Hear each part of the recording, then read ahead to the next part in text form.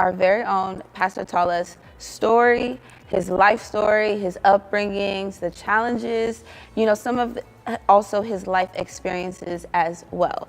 And also we've discussed how he became the man that God helped. Now, as always, it's our lovely Pastor Tola. Hey, how you doing? And also joining us as well, it's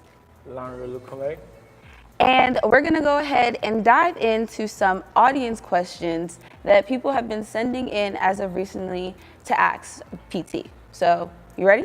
Yeah, I'm all ready. All right. Now, PT, when people see you, they see that you have at least a very good relationship with your children, also your grandchildren as well. But, looking back at your story, your relationship with your father was just, a little bit not, as good as it could be. So, given those experiences, what guiding principles influence the way you approach building relationships with your own children? I understood cycles early in life and patterns. People don't pay attention to patterns and cycles. Do you understand? My grandfather had a major problem with my dad, and my dad was the firstborn. So when I looked at that, I said to myself, I'm not going to repeat this cycle. Do you understand? I'm not going to repeat this cycle. Do you understand? So intentionally, I go out of my way to make sure that I smoothen things up, with my sons, my children, and because if you don't do those things intentionally, you just find that the cycle is still operating. Now, second one, I had to pray, because you can't break cycles without prayer. Yeah. Do you understand? So I had to pray, because once I understood that cycle, I had to pray to break that cycle. Do you understand?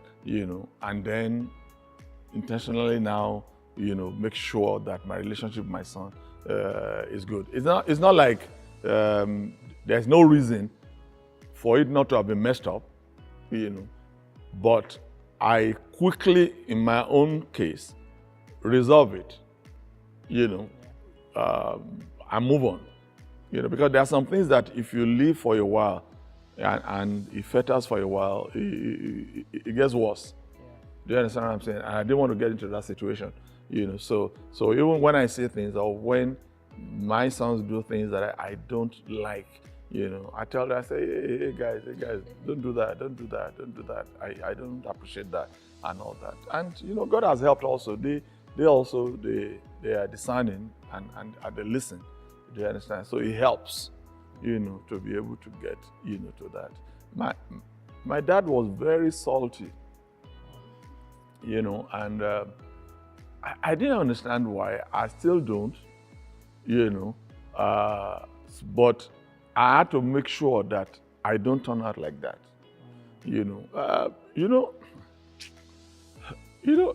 There's a way you go through life that life beats you up, and then you just get bitter.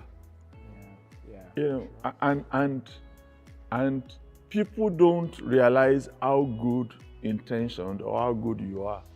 They just see the bitterness, showing forth, or the way you react, but they don't really see you on your inside that this guy is a good guy. Do you understand? So you have to be careful that you don't get salty, else nobody will appreciate how good you are. Yeah. Sorry, I just have one follow-up question, if I can ask. You talked about how you didn't want to be like your dad in terms of your children, but were there any kind of like moments where subconsciously maybe there were similarities in your parenting styles, or you just were completely different? There were quite a lot, because you don't give what you don't have. Do you understand? When it comes to parenting, it's what you know that you try to give, But the only difference is that when you see some other ways that are working, hopefully your mind is open to change. You understand? This parenting thing, it has to do with generations. It has to do with generations. And generations differ. In my generation, the only thing people knew was the way that we were brought up. Could it have been better? It could have been. Do you understand? But that's all they knew. And they will tell you that theirs was worse than what they are giving you. Do you understand what I'm saying? Yeah. But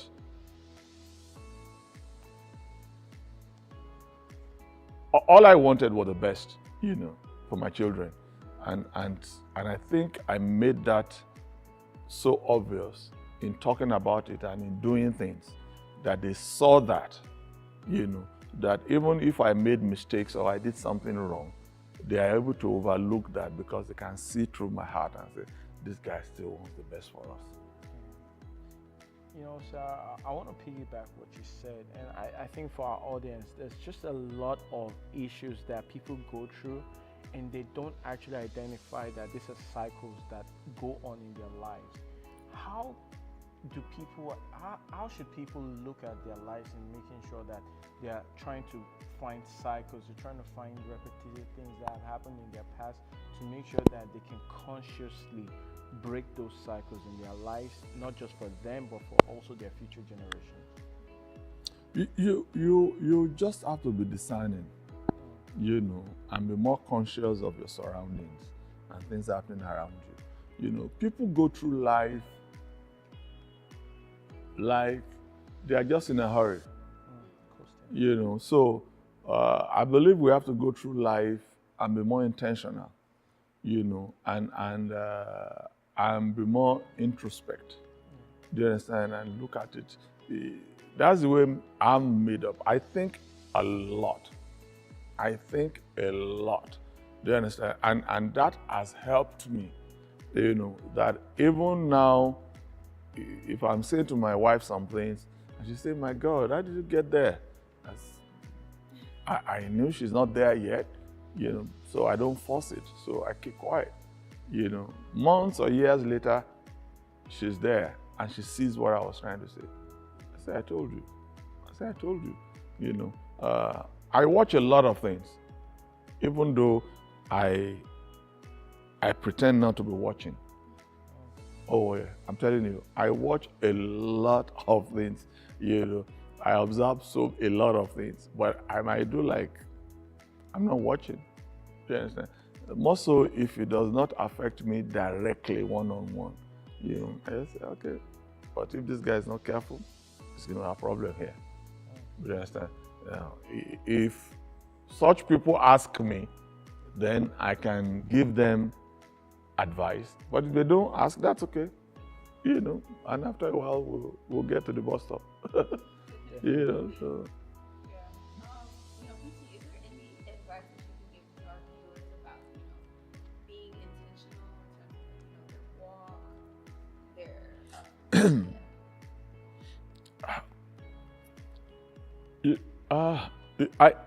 I don't know.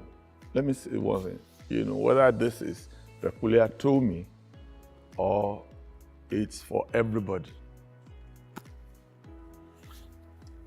I don't think in months. I think in years. Do you understand? I look at things in the next 2-3 years. Do you understand? And I plan towards those things. That's the intentionality there. Right. Do you understand what I'm saying? When I think of my age now, and I'm saying, I'm going to retire in so many years from now.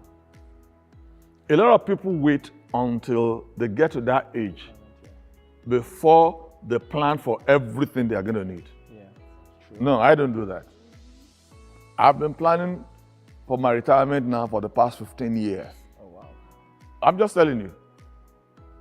For the past 15 years, everything I was going to need for retirement, I've been trying to put things in place. My dad did something many years ago. I think before he passed, 15 years exactly before he passed, he took me to his burial place. He had bought it, he had paid for it. And he said, this is it, I've paid for it, this is where I'm going to bury it. 15 years. He died when he was 80. And he took me when he was 65. Wow. And I was saying, So this man know when he's going to die. Why did he do that? No. Not just that. 3 years before he died, he showed me some things. The funeral service program of his funeral. Wow. He had picked the songs, he had picked the this, he had da. And he went ahead and said, I've paid for the coffin. I've paid for this. Okay.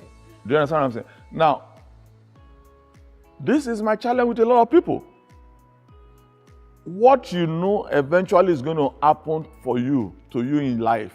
Why are you not planning for it? Sure. Do you understand? You know your child is going to go to college at 18 if you're in America. And you are going around as if college is a mirage. 18 years, in 18 years, the girl or the boy is off. Yeah. Are you not going to start thinking, how will I pay for this college? People always think that those things will take care of themselves, and that's why they find themselves in trouble. Listen to me, nothing takes care of itself. That's what that song means when they say, clear zero, zero, or whatever will be. I say, really? It's a song of losers. Sure. You have to plan ahead towards these things. Before God created man, He planned. Yes. He created every living thing. He created the Garden of Eden. And I'm saying, we are God's children. Why cannot we not be like God? Jesus said, I go and prepare a place for you, so that where I am, you will also be. Why would He go and prepare? That's our senior brother. Yep. Why can we not prepare? Yep. So some of these things that people are dealing with right now, as if it's an emergency, honestly, it's lack of preparation. I'm not saying things don't happen in life, but there are some things you can prepare for, and you got this. You got this. Do you understand? Start preparing. Start preparing. So, sir, considering the challenges you faced growing up, how were you able to rise above them and still develop trust in people? Many people, including myself, face ongoing trust issues, even within marriage.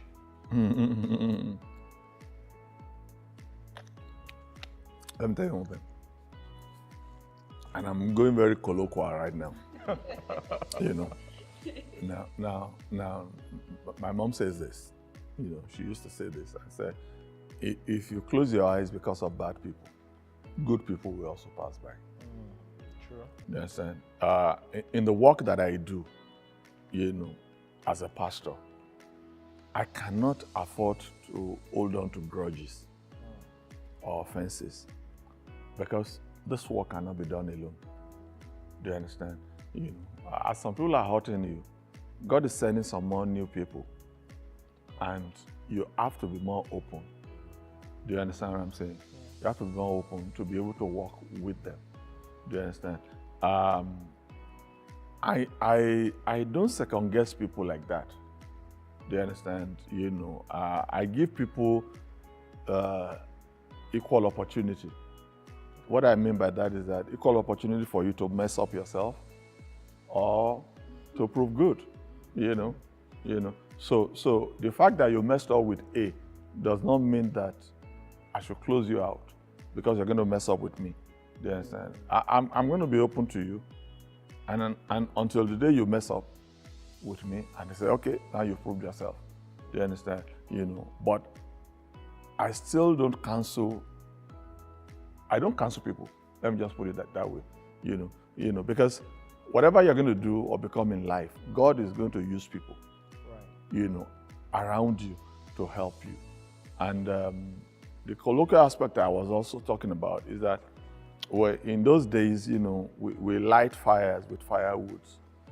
So when you say firewood is not good and you pull it out, another firewood is not good, you pull it out. Very soon there will be no more fire. You understand?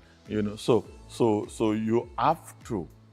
I've worked with people that unbelievably you'll never think they could have been great help towards this ministry that God has called me into. And it's because I've been able to deal also with myself. You know, what I mean by that is to be more accommodating. Do you understand?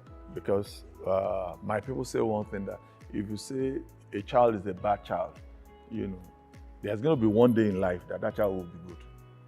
Do you understand what I'm saying? And that might be the day you need the child most. You know, so you need to be careful, you know, so that you don't cancel people just because they offended you. Cancel. Very soon you'll be alone. You'll be alone. And specifically even in marriage, because I think this person might be having trust issues in their marriage. In the marriage thing, honestly, you have to get to a point that you take a lot of things with a pinch of salt. In marriage, you know, a part of our problem is that we lack understanding of each other, you know, as men and as women. Do you understand? Somebody was saying this morning, on my way here, I was listening, said there are only two things that women remember, two things. The good that they have done to you and the bad you have done for them. You know, now, I might not endorse it like that, but if you hear that and you let it sink a little bit, then you realize that some of the fights at times you might be fighting over, you just say, it's okay. That maybe that's the way you are made, I don't know, but that's okay. Do you understand what I'm saying? You know,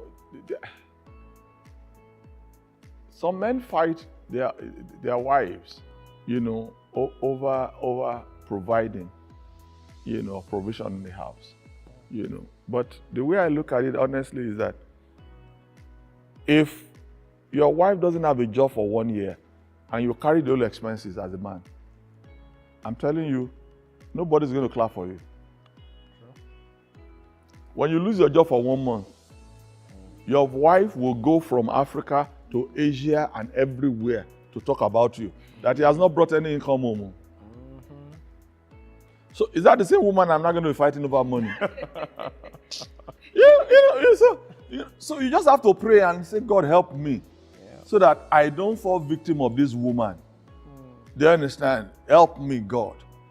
That's it, oh. And as long as God helps you, you know that area is covered. Right. And that's what I'm saying.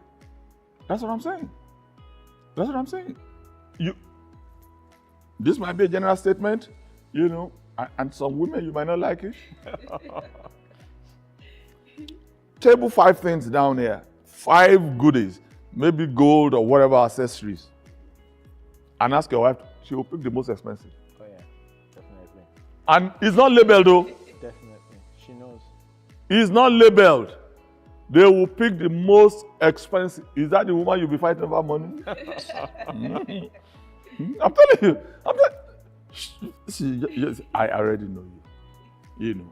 And if you don't know your wife, just watch your daughter now. True. The apple doesn't fall too far from the tree. Yep. Take your daughter out to the mall. See how she will mess up your finances. You now say that girl gets married? Don't you know that as they grow older, that thing grows older with them? Oh, yeah. It gets more enlarged. You know, that's the thing. So I said, it's not that difficult. It's not that difficult. Have so much more to discuss in the upcoming episodes of Insights with PT. So don't forget to send in them questions, send in your topics, any type of concerns that you want to hear being discussed right here with Insights with PT to the email address insightswithpt@jesushousebaltimore.org. We'll see you all next time.